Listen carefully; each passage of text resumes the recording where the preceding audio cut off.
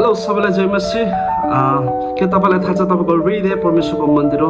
लुकाको पुस्तक 19 अध्यायको 45 देखि 48सम्म हामीले हेऱ्यो भने के पाउँछौँ भने येशू ख्रीष्टले चाहिँ एउटा मन्दिरलाई चाहिँ सफा गर्नुभएको छ, जहाँ चाहिँ मानिसहरूले अनि किनबेच गर्ने काम, दुष्ट कामहरू, अड्डा अनि त्यो डाकुको अड्डा बनाए जस्तो यस्तै कुराहरू चाहिँ ती मानिसहरूले गरेका थिए। त्यो बेलामा चाहिँ येशू प्रभु चाहिँ मानिसहरूलाई त्यो ठाउँबाट निकाल्दै हुनुहुन्छ।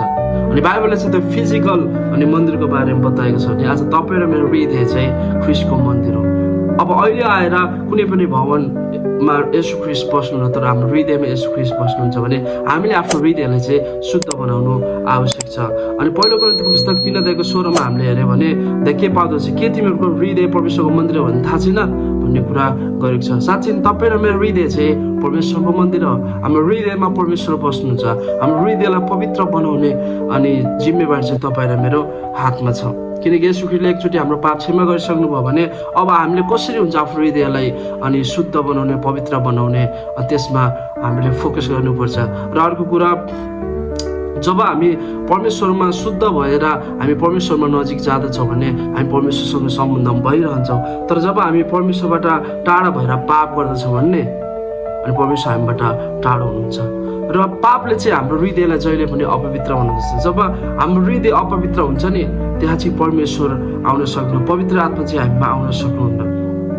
त्यसै कारण चाहिँ हाम्रो हृदयलाई चाहिँ तपाईँ र मैले शुद्ध बनाउनु आवश्यक छ। र अर्को कुरा, येशू ख्रीष्टले पापलाई घृणा गर्नुहुन्छ, तर तपाईँ र मलाई चाहिँ प्रेम गर्नुहुन्छ। तपाईँ र ममा चाहिँ येशू ख्रीष्ट रहनुहुन्छ। त्यसै गरी हामीले चाहिँ पहिला ख्रीष्टलाई अनि आफ्नो जीवनमा निम्ति आउनुभन्दा पहिला चाहिँ हामीले हाम्रो जीवनमा भएको दुष्ट कुराहरूलाई चाहिँ हाम्रो हृदयमा भएका अनि कपट अनि अशान्ति, दुष्ट योजनाहरूलाई अनि नराम्रो कुराहरूलाई चाहिँ हाम्रो हृदयबाट निकाल्नु पर्दछ।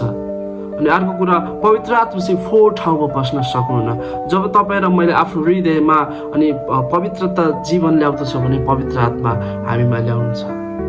तपाईँ र मैले बुझ्नुपर्ने कुरा के छ भने अब तपाईँ र मैले आफ्नो हृदयलाई परिवर्तन गर्नुपर्छ, हाम्रो हृदयलाई शुद्धता बनाउनुपर्छ।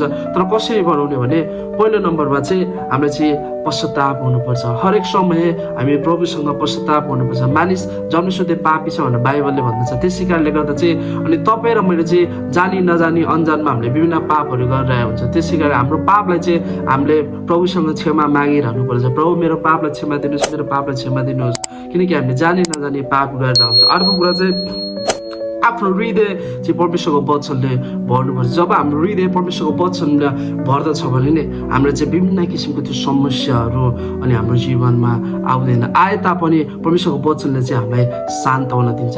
तपाईँलाई थाहा छ, मानिसहरूले आफ्नो हृदयमा परमेश्वरको वचनले भरेन भने अनि विभिन्न डिप्रेसन बढी एन्जाइटी कुराहरू मानिसमा हुने गर्दछ। अनि अर्को कुरा, हाम्रो जीवनमा चाहिँ अनि प्रार्थनाको घर हुनुपर्दछ। जब हाम्रो जीवनमा प्रार्थनाको घरलाई ल्याउँदछौँ भने हाम्रो जीवनमा प्रार्थना गर्दछौँ भने नि अनि परमेश्वर चाहिँ हामीमा रहनुहुन्छ र हाम्रो हृदयलाई चाहिँ हामीले पवित्रता बनाउन सक्दछौँ। र अर्को कुरा के छ भने कुनै पनि कुराले तपाईँ र मलाई परमेश्वरबाट टाढा बनाउँदछ भने त्यो कुरालाई चाहिँ हाम्रो जीवनबाट निकाल्नु पर्दछ।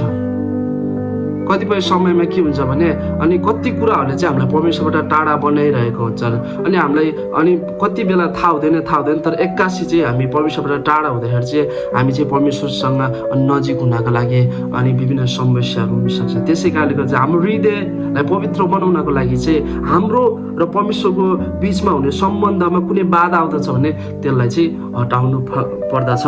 र मोस्ट इम्पोर्टेन्ट कुरा चाहिँ के छ भने यदि हाम्रो जीवनमा कुनै पाप गर्ने अनि बानी छ भने हुन्छ नि, कुनै ह्याबिट हुन्छ, त्यो ह्याबिटले चाहिँ हाम्रो जीवनबाट चाहिँ पाप मात्र गरिरहन्छ भने त्यो कुरालाई चाहिँ हामीले निकाल्नु पर्छ। त्यो कुरालाई चाहिँ हामीले त्याग्नु पर्छ, छोड्नु पर्दछ।